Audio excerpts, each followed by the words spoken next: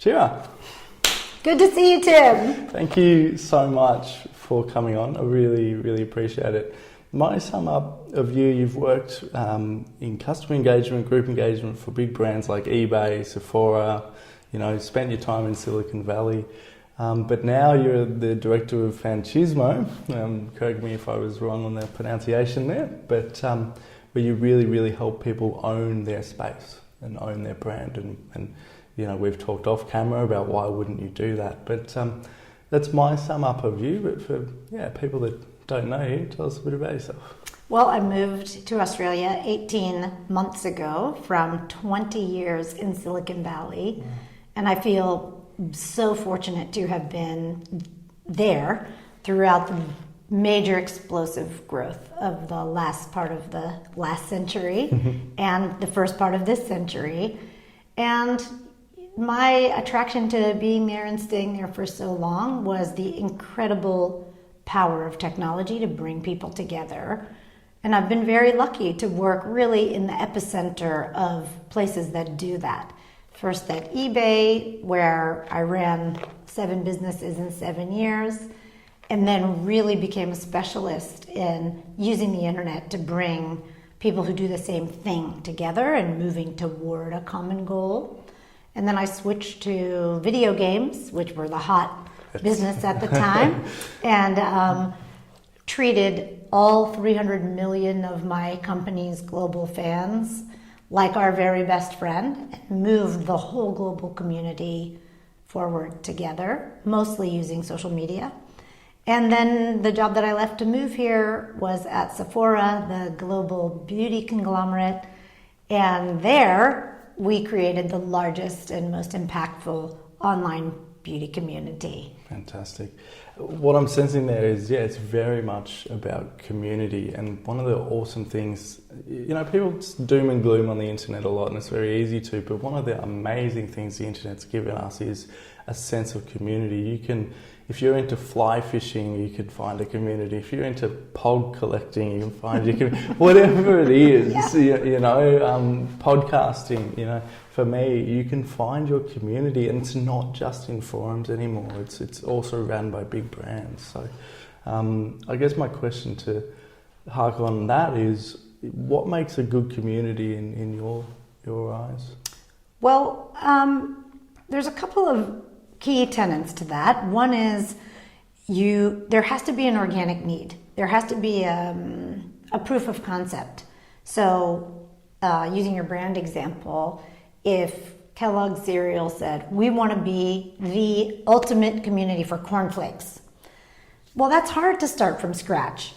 First of all, there has to be a reason for people to seek each other out through time and space, to connect over, let's stay with the cornflakes analogy, to connect over cornflakes, whether they're in Poland or Parramatta or wherever.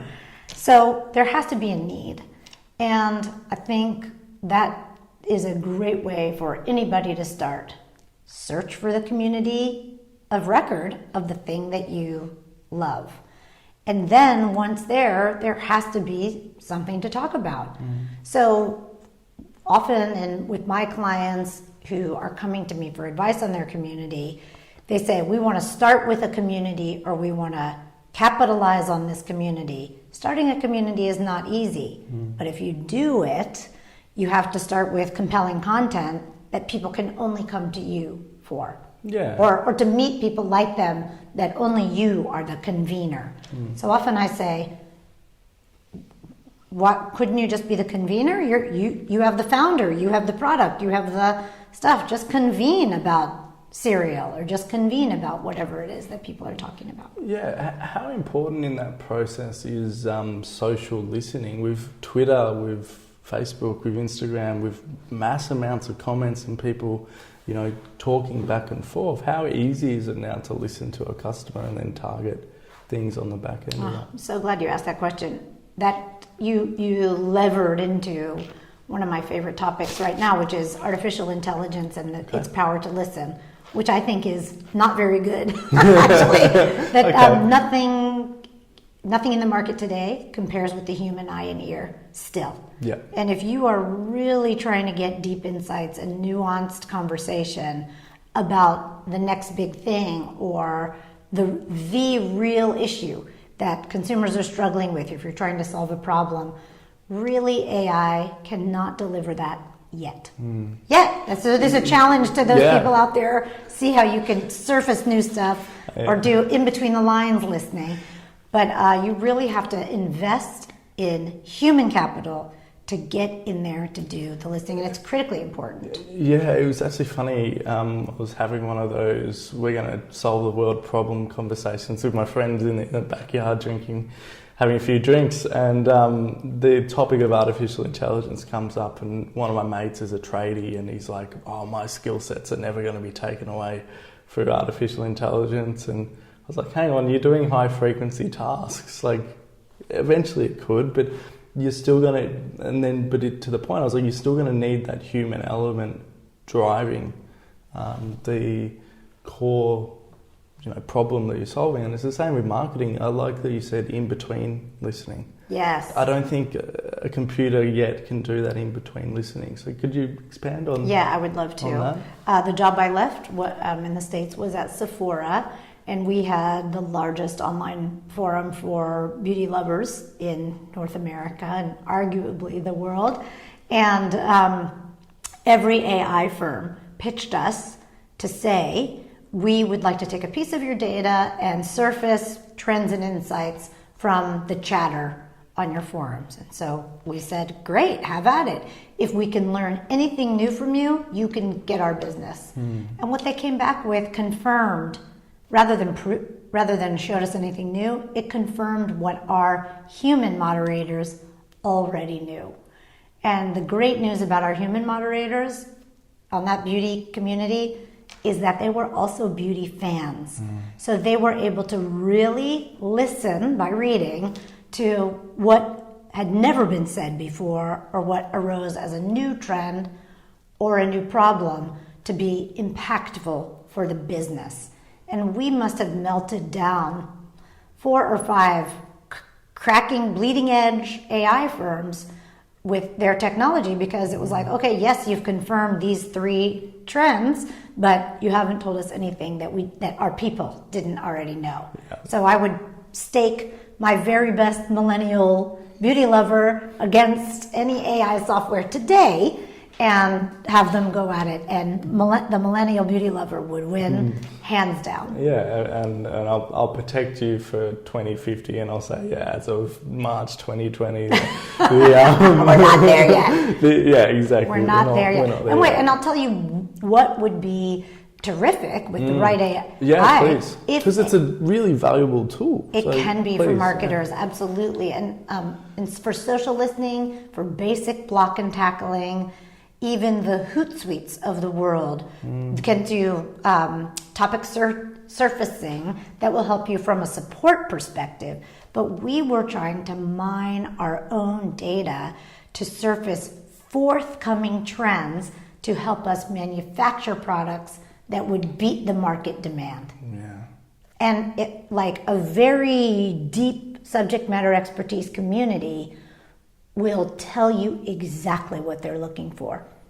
I mean, beauty is a special case in so many ways, but I'm sure it's the same in podcasting. I bet you wish you had this and that product. And if the right consumer electronics manufacturers were listening to you, they would create that for you. Yeah, I mean, there's already a bunch of things. So subtitles are incredibly important on videos like this, or snippets. So maybe I'm cutting this bit up as a snippet.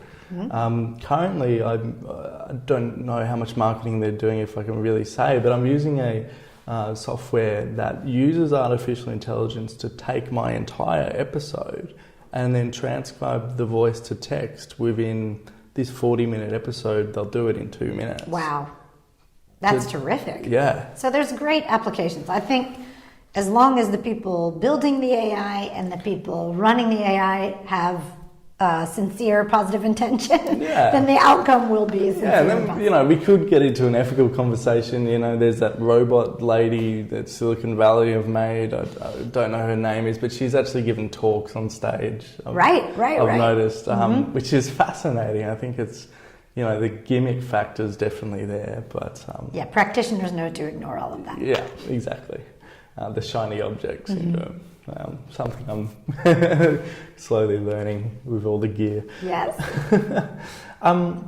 Something that I really respect about you in terms of I've seen you speak a lot, and one of the reasons I want to get you on got you on the show was to talk about building communities. But one of the really cool things that you've coined is it's the Shiramid.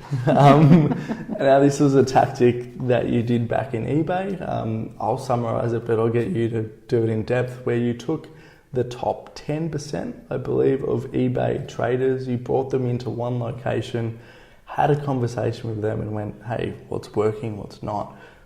And then developed a really cool strategy off the back of it. That's my sum up of it, but could you...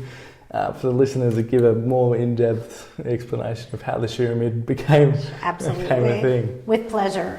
Everyone has heard of the 80-20 rule. It especially applies in retail, where 20% of your customers comprise 80% of your sales. So a great example there is at the place where you get your haircut. When you're finished with your haircut, they say, can we go ahead and book you in for next time?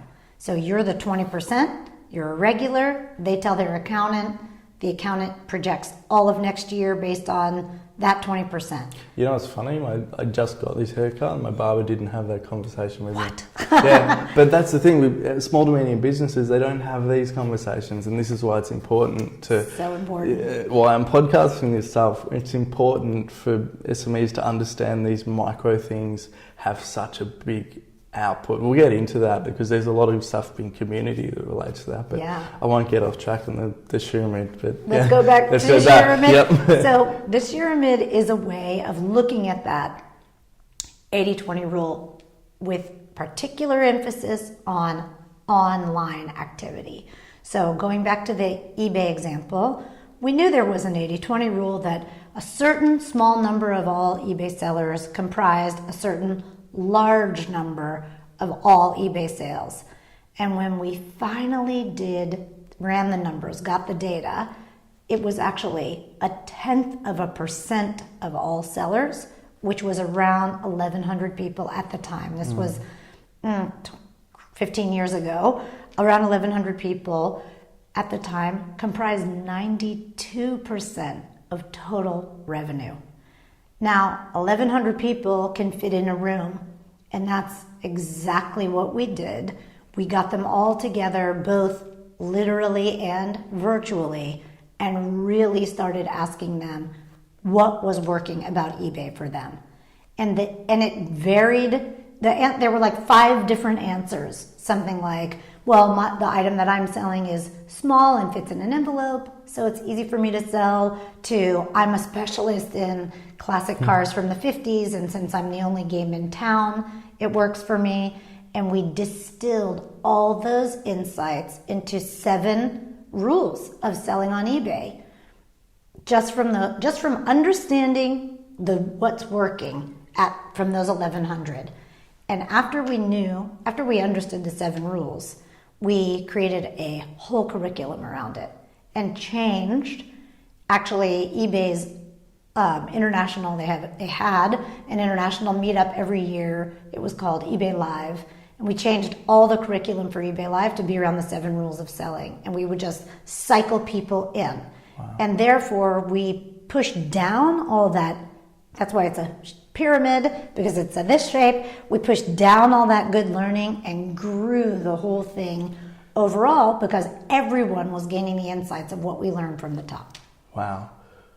It's one of those things that you're then lifting up your mass market, because if you've got a pyramid up the top where it's 10% of people, or in that case it was a little bit less, which is even better, because then you've got an even more concentrated group of people. You can get data sets, and then those 7 rules become a thing. But then that top % of people are then effectively teaching your mass market which It's absolute. It's like snowball. one to many. It's like it's as scaled as you can possibly be as a business.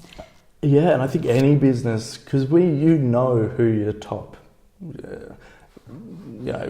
recipe for Jack Welch, who passed away this week, and he would say to employees he would have a top 30%, or a top 20%, a top 70%, and then a bottom 10. I think that's still the same with your customers, but everybody knows that top percent.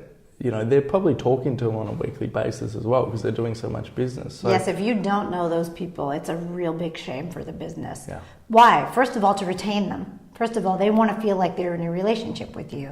And then to learn from them. And not only are those people going to teach you the best way to use your product, but they'll also identify the pain points that you can solve for everyone. Mm-hmm. And really, that's what we ended up doing at eBay, and that's the algorithm that I've taken with me everywhere I go. And, if you don't know your top commenters on your podcast, for example, shame on you. Because something you're doing is resonating with them. And they may have great show ideas for you or tips for you. So even the most important thing, ranking on iTunes with podcasting, getting reviews.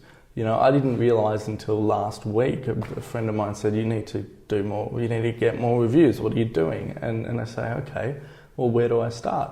There's probably about 5 or 6 people that have continually messaged me and saying, I liked that show, I enjoyed that. Exactly so right. So then I can message them and go, hey, could you help me out? Mm-hmm. And they go, yeah, what do you want? If I sent you a link, could you give this podcast a 5-star rating and a review? Exactly right. And they go, of course I can. So now I've got probably 6 reviews that I wouldn't have had. Well done. Because I communicated to the people that I knew would do it first. Yes. And it's social proofing then, right? Yeah. I see there's reviews on it, I listen, I'm like, oh, might as well add my voice. Yeah. The thing that I would say to iTunes, if they're listening, is it's actually quite hard to leave a review. There isn't. It's not like Google. It's not intuitive. No, it really isn't. You have to really hack your way through it. Like, I felt bad because I was like, okay, let's see if I can do a review on another podcast to see how it. Very hard. It's very hard for some reason. I don't know, and I couldn't, it would be good to just send a direct link to somebody that's like, here's where you review, like you do on Facebook. Very hard. Yeah. If you're listening, Apple, that's our product request. Yes. Yeah. So when you were in America, did you spend a bit of time in Silicon Valley? That was where... Yes, eBay was right in the heart of Silicon Valley. And, I think geography aside, I think everything in the Bay Area, if you're working in technology, is loosely referred to as Silicon Valley. Silicon Valley. Yeah.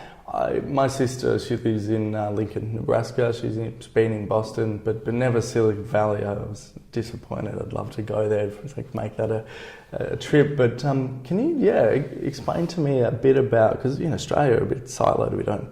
But what's the energy like? What's the, is everyone there? Driven? Is everyone there? We've got this big tech idea. You go to a bar. What are you doing? Oh, I've got a startup. Yes. Is it very much like that, or? I think yes and yes. I think yes and yes. Okay, so let's use Los Angeles first as an analogy. The joke in LA is that you can ask any grocer, anybody at the supermarket, the person checking you out, the person carrying your bags to the car, tell me about your screenplay, and they will. And you could say that, that the environment attracts a certain person, that you could potentially go into a bar in the business center and say, what's your business idea? That ambition kind of waxes and wanes with the investment levels. Yeah. Okay? But today, you could certainly go into any bar and find 30% of the people probably work for the massive internet companies like the Googles, Twitters, and Facebooks. You could, depending on what neighborhood you're in, you could probably rest assured that most everyone is in tech. And it's interesting, for 15 years I worked directly in tech and also on the cutting edge of tech. And the Bay Area, where Silicon Valley is, also has other businesses, believe it or not. Clorox, the big bleach and cleanser company, is there. An enormous supermarket chain is based there, kind of like the Woolworths of the United States is based there. All these retail and clothing are based there. The Gap, which I'm sure you've heard of, which has like 5 brands, they're based there. And Williams-Sonoma housewares are based there. And Sephora, the beauty conglomerate, is also based there.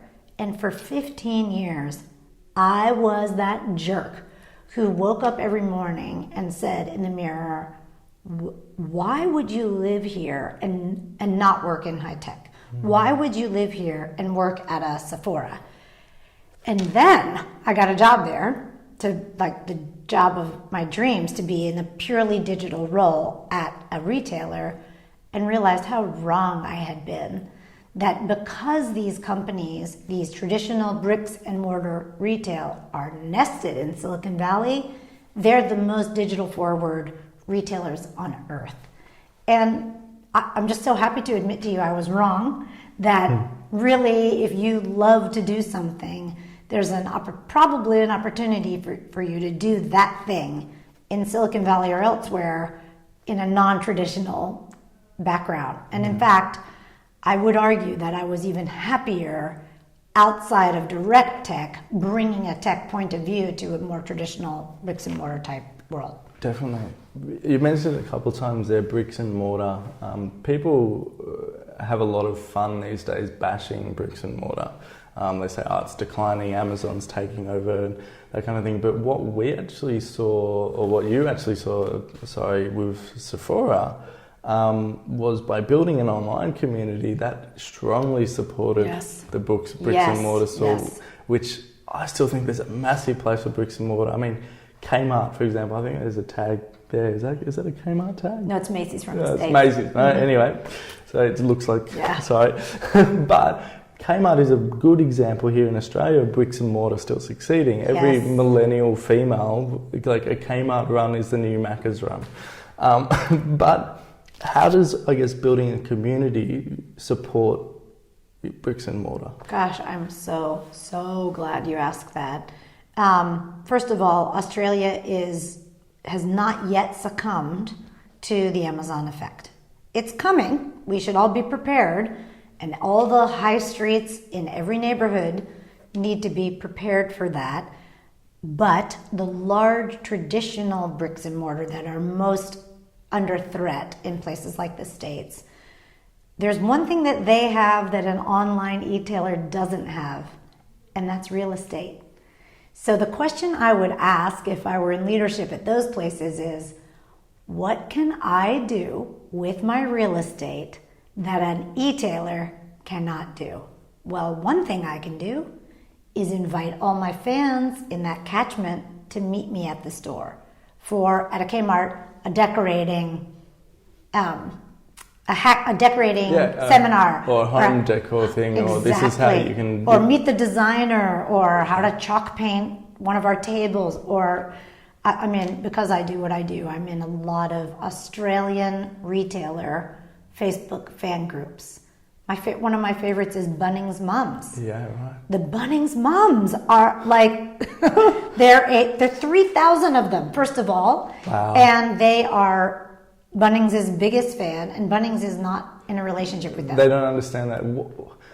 Okay, what would Bunnings do if they, because they would be a good way to go about talking to that community, there'd be a bad way to go about talking to that community. I think it would be a fantastic way. They could have one... Oh, I'm saying as in you can do it correctly. Like, there's a good way and a bad way. You're so right. Yeah. The good way is to identify yourself and say, and ask to be invited in. Ask, can we participate? Another way would be to contact the... admin. The admin and say, hey, we'd like to invite you, we'd like to sponsor you. You come to the corporate office for a behind the scenes and a big tour. Give them one of those amazing hats that everyone loves. Give them a can of chalk paint. I mean, there are so many ways to engage. That's really, today's internet customer has the world's highest bullshit meter. They understand what's corporate and they understand what's organic and sincere. Yeah. And all I would say as your community engagement consultant is find a way to be sincere, and then they will totally follow you. The more transparent, the more sincere you are, the more your customer will love you. At Sephora, we had something that we used to say, our customer wants to be in the kitchen with us. They want to be making the recipe. So how much can we is that 80% transparency? Is it 100% transparency? How much in the kitchen can we invite them? And every company should have the same attitude. Definitely. One of my bugbears and pet peeves is looking on social media at comments that companies leave that are clearly designed by the legal team. Yes. To respond to it's really hard. And in a communications role like the ones I've always been in, I have like when I join a company, I have like my first couple of meetings that I insist on. One is always with the legal team.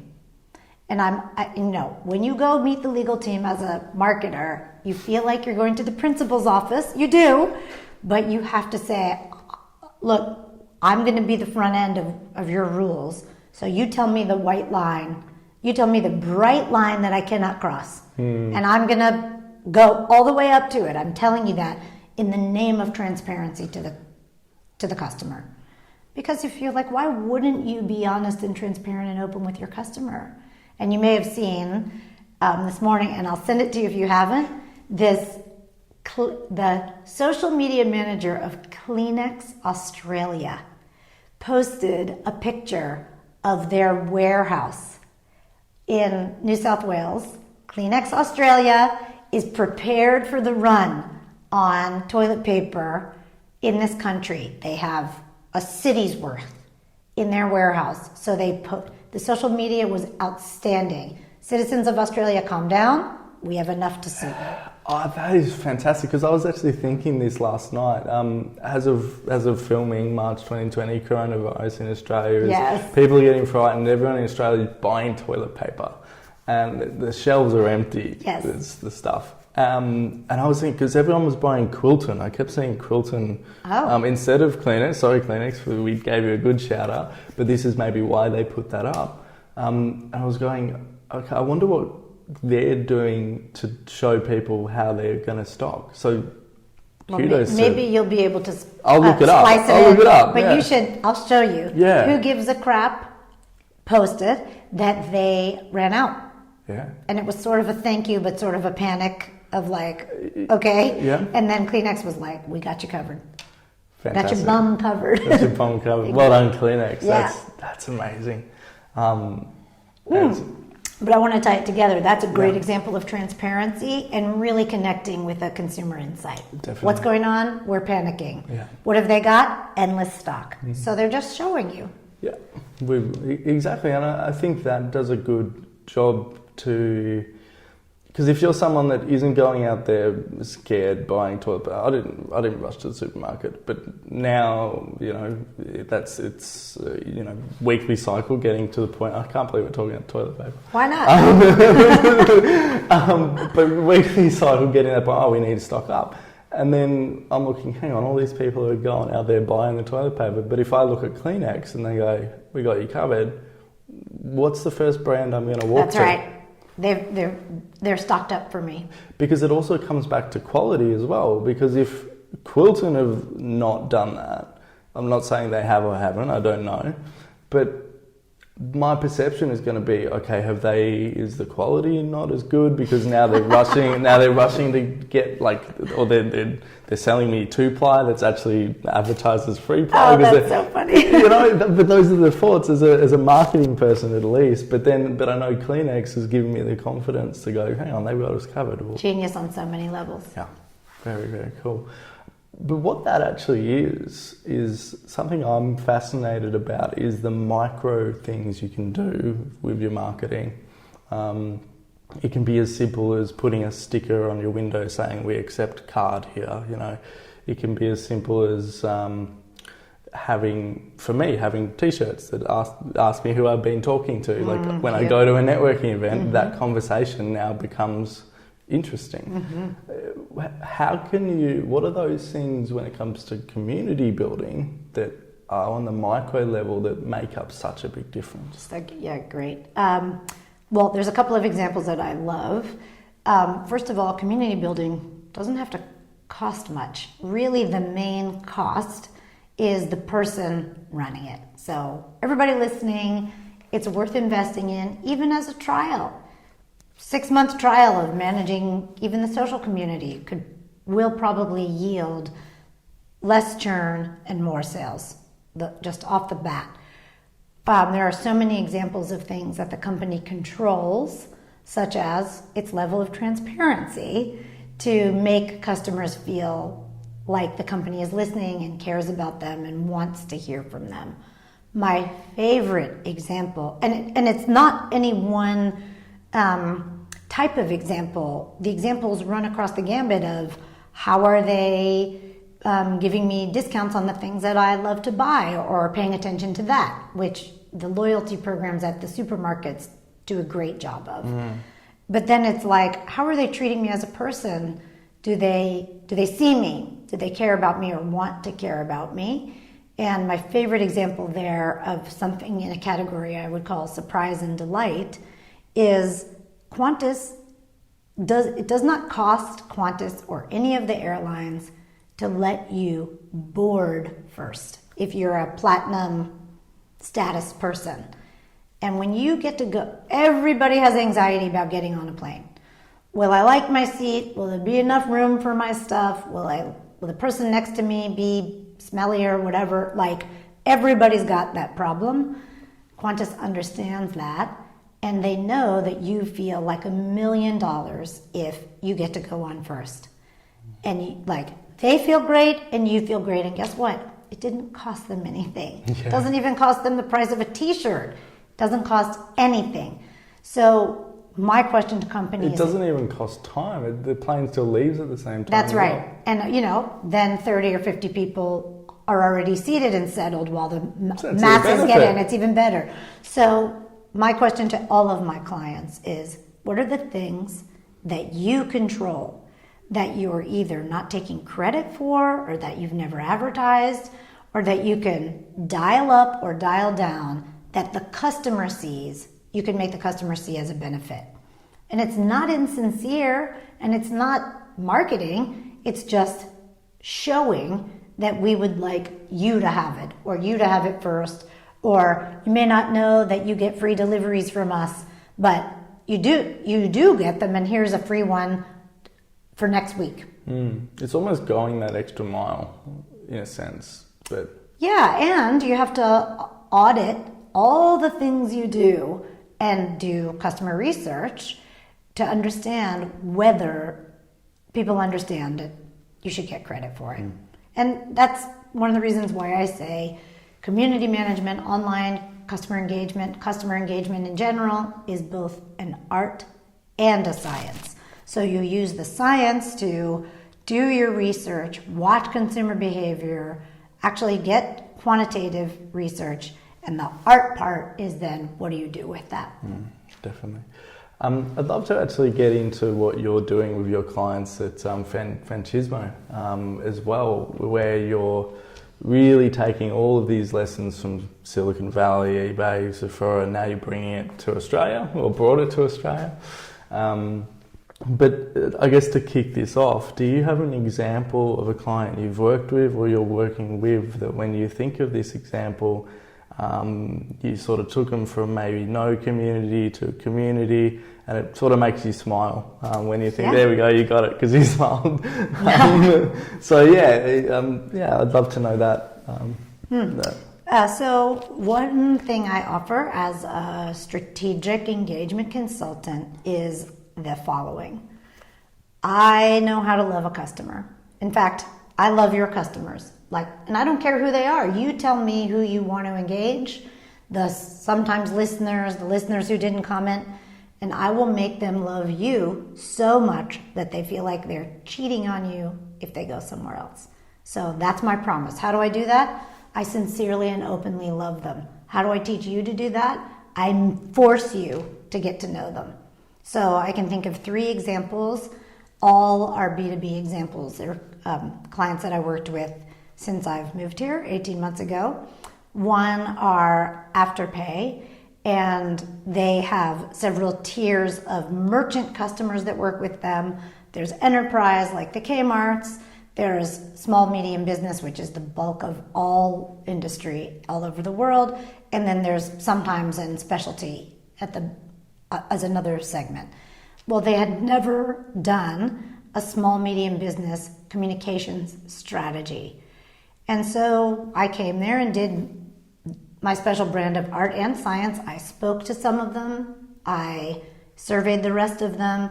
We derived insights and developed a plan to have the company, for the first time, engage with them in a concerted way. Another example is Uber Eats Australia. Uber Eats is in Australia is like the fastest growing app in all of Australia.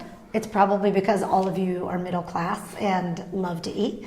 So we love food. We love with the variety of food as well. And that just goes back to how wonderful it is to live in an immigrant-led country. Mm-hmm. But anyway, Uber Eats Australia, same story. Uber Eats is a 4-way marketplace. It's very complicated. There's Uber, the platform. There's the diner. There's the deliverer, and there's the restaurant. Well, of these 4 segments, the company had not yet created a top-down communication strategy to the restaurant. Oh, wow. And the restaurant has a lot of choices today. They can go with Uber Eats, they can do DoorDash, they can do all, none, all these other ones. Marketing campaigns. Exactly. Yeah. So I helped that company take a top-down approach to how do we make the restaurant feel like we are their business partner. And I'm proud to say, I think they achieved, after I did the work, that I think they achieved several more degrees of trust and retention with those customers. And it's, for these companies, it's such a good idea to be in a relationship with your customers, for B2B or B2C, because Uber's a great example. The press loves to beat up on Uber. It's a major game changer, and they love to put them under the microscope. But if you had already been on the phone with your Uber Eats rep that day or had a good experience, and a reporter called you for a negative quote, you might say no. You might say, I have nothing bad to say about this company. It's been a boon to our business.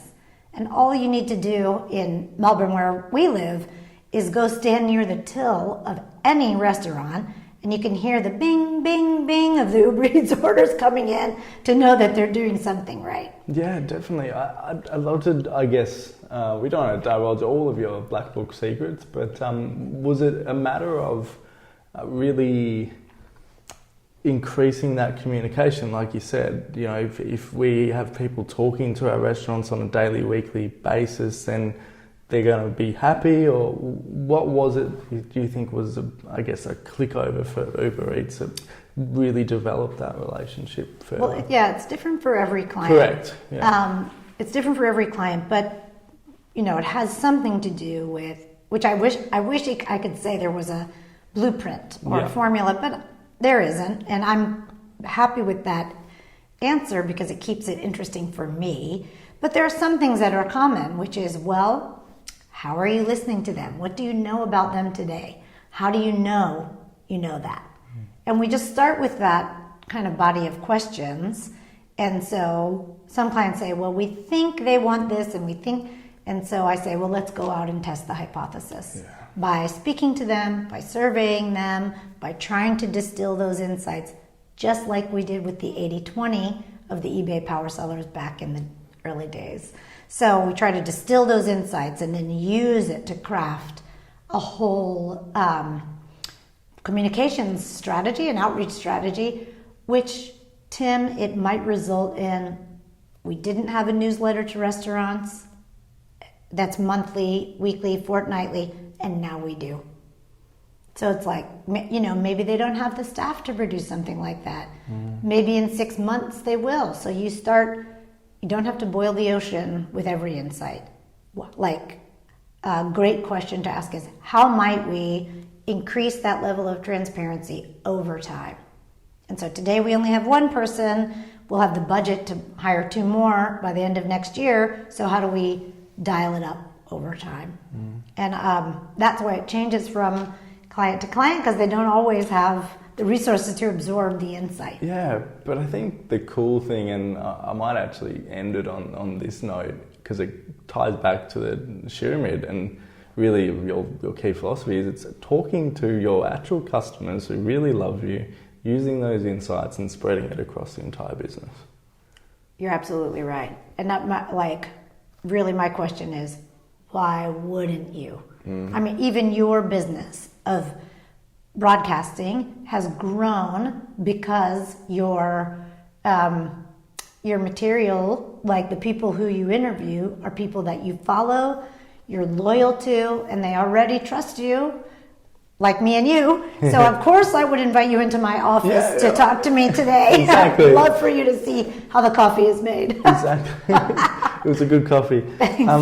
Actually, the thing I missed on is, saying that why wouldn't you want to take your customers from people that like you, know you, trust you, and that's why they bought from you, but there's a whole new level to making them feel like they're cheating on you if they go to a competitor. Right.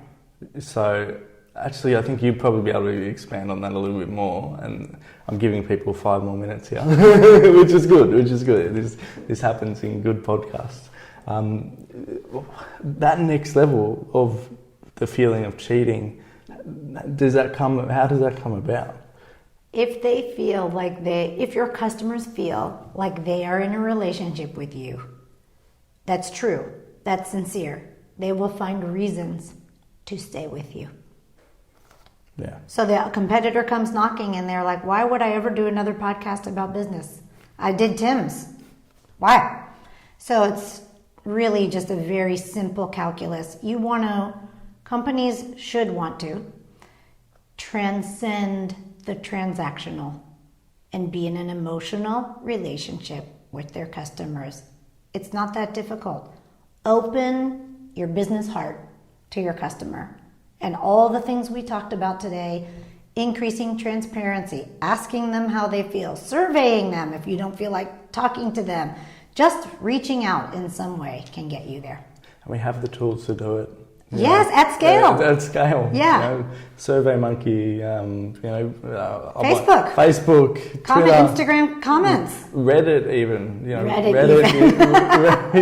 You'll go there. You'll find some weird stuff, but you'll find some good stuff. Yes, in the quagmire, there's always a kernel of truth. That's it.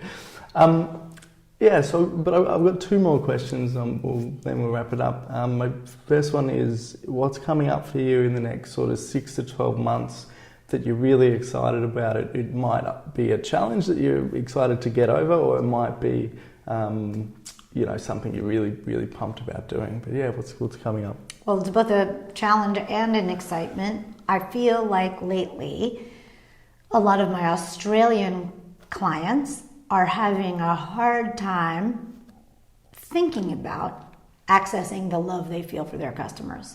So, because the Australian market is so limited and often limited to, it's isolated. I'll say it's not limited, but it's isolated to companies that are Australian. And because all the things we've talked about, bricks and mortar retail is still going strong here, especially in things like construction and trade. There's never been a reason to return the love to the customer. Like, the customer loves you either because they have to or because they truly love you.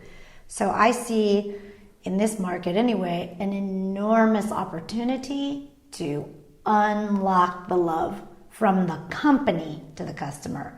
And this is sort of tied to that, the other amazing opportunity here is to really teach and help companies get to an omni-channel approach for the customer, which is the customer is at the center of everything you do. And that we try to get all the boats rowing in the same direction, whether it's at the retail, online, in social, through customer support, just to tie it all together so that there's one view of Tim. So we know Tim likes a flat white. He's into consumer electronics. Maybe we should invent a cafe for Tim where he can do his podcasting and drink coffee, something like that. If a cafe built a small podcast studio and then could rent that out to me for an hour at a time, I'd do it. I hope they're listening. Yeah. I'm sure a lot of other podcasters would as well. I'm sure you're right. Very cool. If there's cafes for cat lovers, there's got to be a cafe for podcasters. That's it. And yeah, if somebody's listened and heard something on this show and they want to reach out to you, where is the best place to do that? Great. There's 2 places. One is on LinkedIn. It's Shira, Shira Levine. And I think my LinkedIn URL is linkedin.com/SuperShiraL. And the other is on my website, which is Fanchismo, FANCHISMO. Fantastic. That'll all be in the show notes. I'll put that in there as well. Terrific, thank you. But Shira, I've been Tim, you've been Shira, and we've been talking. Thank you for coming on. My pleasure. My pleasure.